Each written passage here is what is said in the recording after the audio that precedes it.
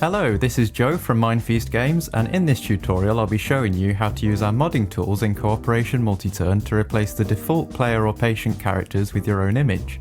For Cooperation, we use fully rigged and animated characters that are created using a 2D animation tool called Spine. If you're familiar with Spine, you can actually make your own fully rigged characters and add them to the game using our modding tools. Alternatively, you can open up the image atlas files for the Cooperation characters and draw over them to add your own customized designs, as long as they fit within the limits of the general shape of the existing characters.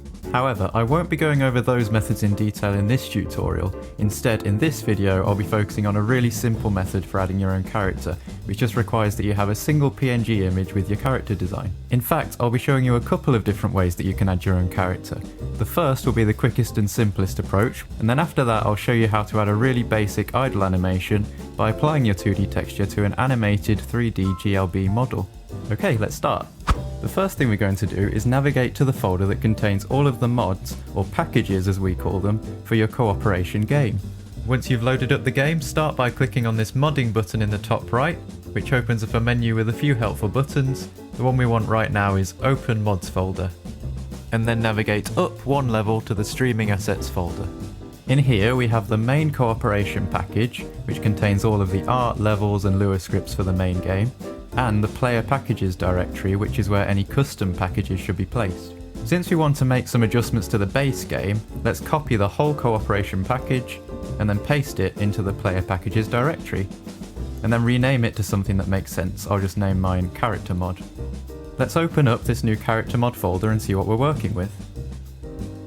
As you can see, we have art, code, levels, sounds, and a package.yaml file, which has some really important info about the package, such as its name and all of the levels that it contains. We won't worry about most of the contents of this file for now, but it's a good idea to change the name of the package here, because this is what will be displayed to players when they're selecting which package they want to play.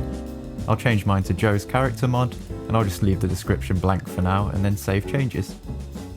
Okay, so the next step is to actually open up the game, and whenever you're doing modding work, you want to switch over to the level design screen, which will let you load up any level from your package and play around with it and see the changes that you're making.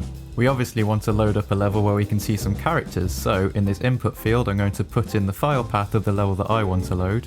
You can load whatever level you like. I'm going to do the 4-player version of level 4.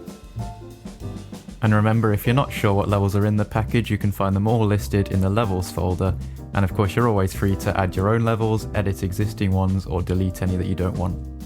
And there we go. Once the level's loaded, you can use the buttons up top to toggle the visuals and the camera so that things appear more like they will in game. And this is great, so I can now see a bunch of characters here that are in this level.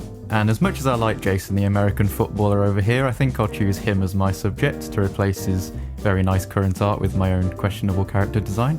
Now, how do we do that? Well, first we'll need an image, whether that's a digital drawing or a real-life piece of art that you scanned into your computer, or a picture you took of your pet goldfish, anything your heart desires. But the important thing is that your image should be a PNG file, and ideally the resolution of the image should be a power of 2 resolution, like 512 by 512, or I'll probably recommend 1024 by 1024 pixels. I'm going to be using this lovely character that I've designed. His name is Kane the Brain. So once you have your image, you want to add it to the package by going to the art directory, then go to 2D, and then just paste or drag your image into there. The next step is to actually go into the level YAML file and edit the object definition of one of the characters to replace their current art with your own image. So how do we do that? Well, if you look at the bottom of the level design screen here, you'll notice that every level includes a file called levelshared.yaml, and this is where we define lots of shared objects, including all of the different characters in Cooperation. So let's take a look in that file by going to the package's levels directory, scrolling down to find levelshared.yaml, and then opening it up. Here we are in the very large levelshared.yaml file, so let's find the part that's important for this tutorial. All of the shared level objects are defined in this object definitions section, and we don't have to scroll down too far to find the player characters. You can see here we have player 1, the athlete, player 2, the footballer, and so on.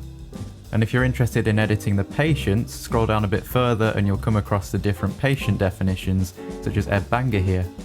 It's possible that if you're using a future version of the game that some object definitions may have been added or removed or moved around, so just use Ctrl F or have a nice search around until you find the object that you're looking for. So as I mentioned, I'm going to make changes to Jason, or player 2. So if we look at Jason's object definition, you'll see that it contains an art 2D, and it probably won't shock you to hear that this is where we can add 2D art to the object. So let's make some changes to that. Based on the display type field here, we can see that Jason's currently set up to be a spine character. As I mentioned before, spine is an animation tool that lets us have rigged and animated 2D characters, but for our purposes we just want to display a single PNG image. So let's change the display type to be billboard instead, which will let us have a 2D texture that faces the game camera at all times. You can check out our modding documentation if you're curious about all of the options that you have for 2D and 3D art. Since this won't be a spine character anymore, we can delete a few lines here that are no longer needed. And we don't want to be loading the texture for Jason anymore, so let's change this to the name of the new character image that you added to the art2D directory. And I'm also going to just make some tweaks to the position and the scaling here. You'll probably want to experiment with this by making some changes, going to level design to see how it looks, and going back and forth until it looks just right. Okay, let's reload the level and see how this is looking. And there's my character. Okay, I'm pretty happy with how that's looking. Although one thing that I'd like to fix is that all of the other characters have shadows, but Kane doesn't. The reason for that is that he's currently using a transparent material that doesn't cast shadows, but luckily there's a nice easy way that we can fix that. We just have to tell the art2D to not use a transparent material by adding this line, transparent:false. This will mean that an opaque material with alpha clipping will be used instead. So if your character's partially transparent, this won't be suitable, but for a character like mine who has a fully opaque body and a completely clear background, this should work great. And if you want to, you can also tweak the metallic and smoothness properties of the material. And now reloading the level once again to see those changes, and awesome, he now has a shadow. And if you press the Start Scripts button, you'll also be able to use the keyboard controls to move your character around the level.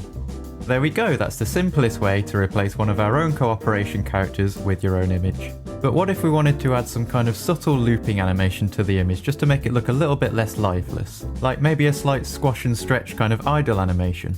Well, since we support animated GLB 3D models, we can actually take advantage of the Art3D modding facility to achieve this, and that's what I'm going to show you in the second part of this tutorial. I've now opened up Blender, which is a slightly scary place to be for someone who doesn't do a lot of 3D art, but luckily all we're going to need to make this work is just a single textured plane. All I've done here is added this plane, and then I've applied a really simple animation to it so that it slowly grows and shrinks a little bit to kind of suggest a breathing animation. If you're watching this tutorial on YouTube, hopefully we'll just throw a link to this blend file in the description so you'll be able to open it up and then follow on from here. The next step is just to add your image by selecting the material, opening up an image texture, choosing whatever image you want to use, and then there we go, I now have Kane the Brain slowly bobbing up and down. Now we'll export the model by going to File, Export, GLTF or GLB, and you'll want to once again navigate to your package and go to Art, and this time 3D, and then export the model into there. Now let's add this 3D model to the character, back to the level shared YAML file. Okay, I'm back here at the object definition for the character formerly known as Jason, who has transformed into Kane the Brain, and this time I'll show you how to swap out this 2D art with that new 3D GLB model. First things first, we do not want to be using Art2D anymore, we want to change this to instead be Art3D, and all these fields below are to do with the 2D art, so we can delete those. The first thing you'll want to specify for an Art3D is the file path of the model, or just the name will suffice, so I'll type in kanethebrain.glb because that's what I called it when I exported the file. And then much like the 2D billboard, we'll want this model to always be facing the game camera, so we can achieve this by adding face camera : true. And that's everything that we need, but you'll probably also want to mess around with the positioning and the scaling of the model just to get it looking right. Back again to the level design scene, and let's reload the level and see what we've got. And there we go, my Kane the Brain GLB model has been successfully added to this character, and hey, his hand may be permanently stuck above his head, but at least he's got a spring in his step. He's playing that idle animation, and that's good enough for me. There we go, that'll be it for this tutorial. I hope you have loads of fun adding your own weird and wonderful characters to the game. Do take a look at the modding guide and the docs if you're interested. There's loads of awesome stuff you can achieve with the modding tools in this game. And that's all from me. Bye!